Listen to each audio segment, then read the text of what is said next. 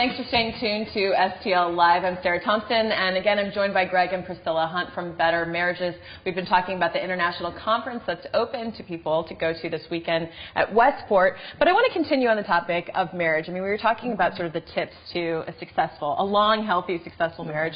But what about the challenges? I mean, clearly marriage with our divorce rate, people have challenges. Yes. What have you seen over the years? I would say that one of the #1 obstacles to being intentional to develop a strong, healthy relationship is time. Yeah, it's time.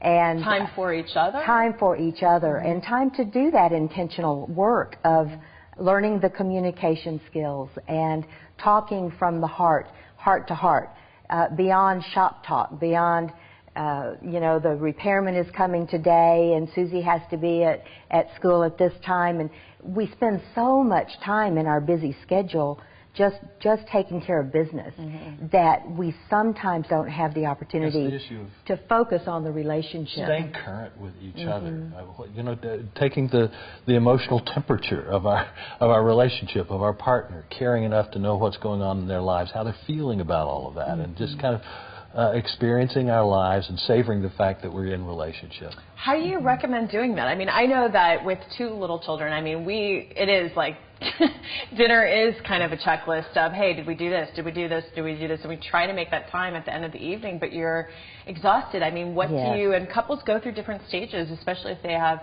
children. What are some of your recommendations to be more intentional? Yes. Should we tell the Butler State Park story? When we had young children, I'm not going to tell all of it. When we had young children, it was such a challenge, and so we got away. We lived out in the country, and we got in the car, got a sitter for about 2 hours, drove to the state park, and it involved a back seat, foggy windows, and a policeman. If you want to know more, come to the conference. We will share that story.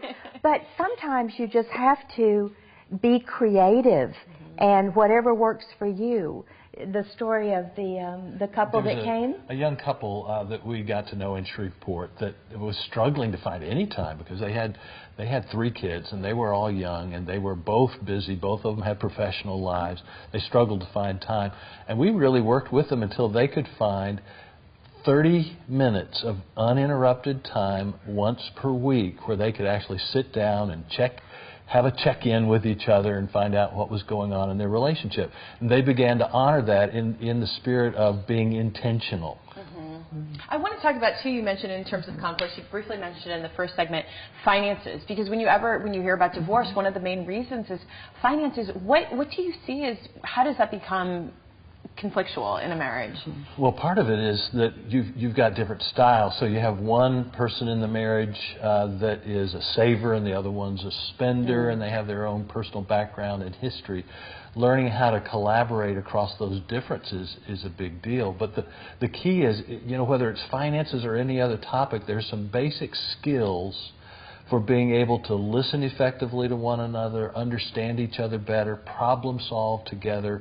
And if you're communicating effectively, if it's finances, then you can work through that and find creative solutions to your unique circumstances. Do you find, is that ultimately what the conference and in general what Better Marriages is? It's about learning a skill set to be able to communicate throughout the entirety of your marriage? It really is. We say that communication is a learned skill.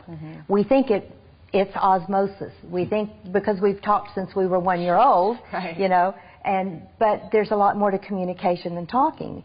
Obviously listening, but also what you talk about and how you talk to each other. And if you have that skill set, you can talk about anything. Those skills transfer to your conversations about sex, about spirituality, about finances. And so we really love to be able to equip couples to deal with day-to-day life.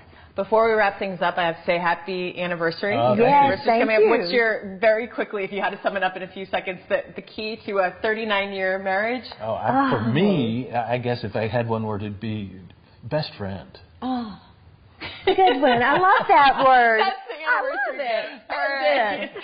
happy anniversary to you guys. And really, if you want to learn more, the information's right there on your screen. Go check it out. It's the Better Marriages Conference. It's this weekend. It's actually an international conference. People from all different continents coming together to talk about marriage.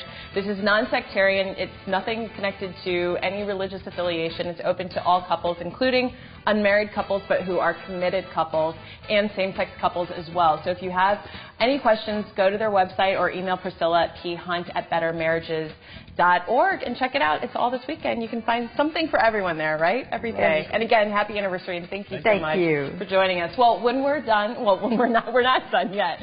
There's actually more STL Live coming your way, so we'll be right back after this break.